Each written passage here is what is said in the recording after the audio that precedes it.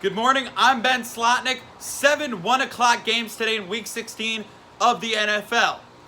Two games with very important wild card playoff contention scenarios, and also a home field advantage possibility as a 1 seed for the Baltimore Ravens could be clinched today. So I'm going to start off with that game.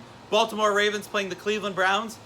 The Browns will win this game and will go 2-0 on the season against the Baltimore Ravens, but will still finish with a losing record, which is unbelievable to me. So I like the Browns to win this game, the Browns still have a chance to finish 500 on the year, but Odell Beckham will have 100-plus receiving yards and this game and a touchdown, his only third receiving touchdown this season, the big offseason acquisition from the New York Giants.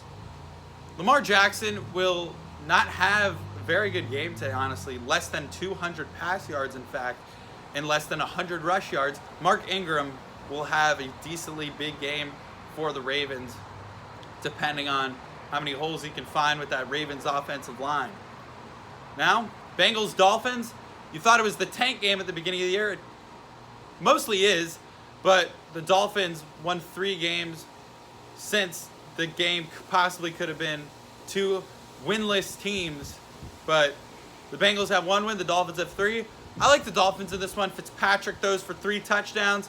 Devontae Parker has been one of the best receivers in the NFL in the second half of the season. He has great footwork. You saw that sideline touchdown against Philadelphia on that 4th down play. That was magnificent.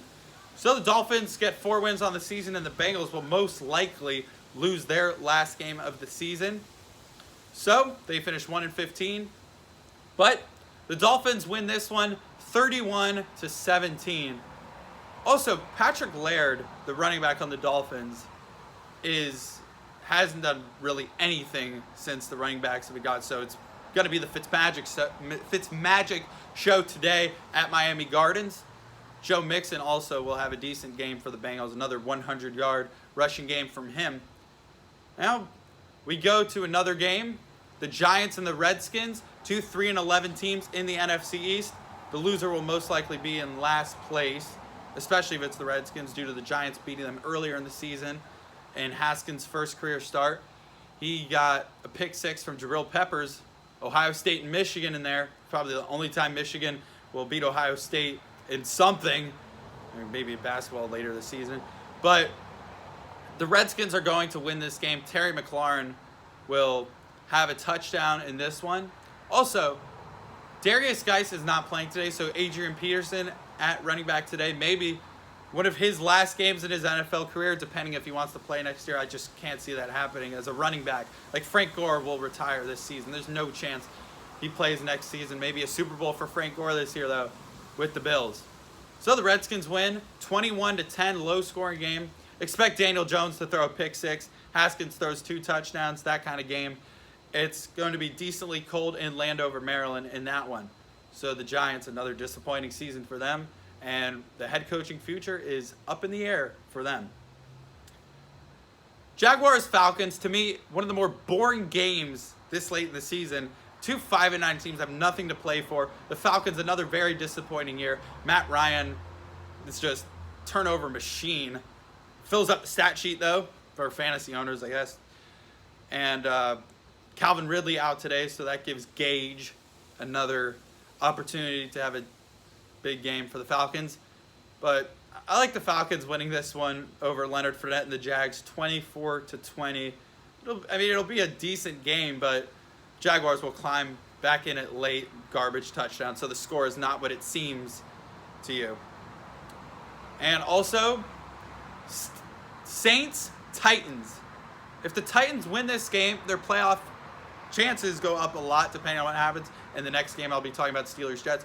But the Saints are going to win this one. In the rain at Nissan Stadium, Alvin Kamara, one of the best receiving running backs in the NFL. He's going to have about 8 catches, and a few of them will be 3rd down conversions, which will be very important to this Saints offense in this game. So, Saints win 20-13. Tannehill loses this one, and the Titans' playoff chances go kaplash on the season, and the Saints will most likely be a 2 seed as the 49ers beat them in that huge game at the Superdome a few weeks ago. And the last game, Steelers-Jets. The Steelers, playoff contending teams in the wild card spot. As a six seed battling out with the Titans, the Bills will be the 5 seed because they beat the Steelers and the Titans this year. Both on the road, in fact. Very impressive season from the Bills. Fought it out with the Patriots yesterday. But the Jets, Le'Veon Bell signed for the Jets in the offseason, held out with the Steelers last season. To me, a very bad mistake. But he has yet to rush for 100 yards in a game this season through 14 games. But that will end today. Le'Veon Bell rushes for 100+ yards, and a Jets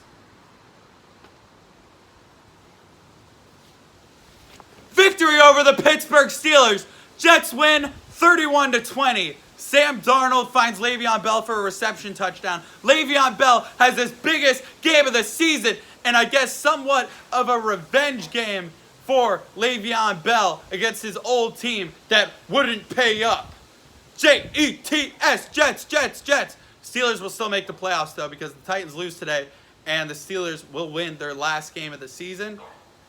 I'm just saying, take care. Enjoy.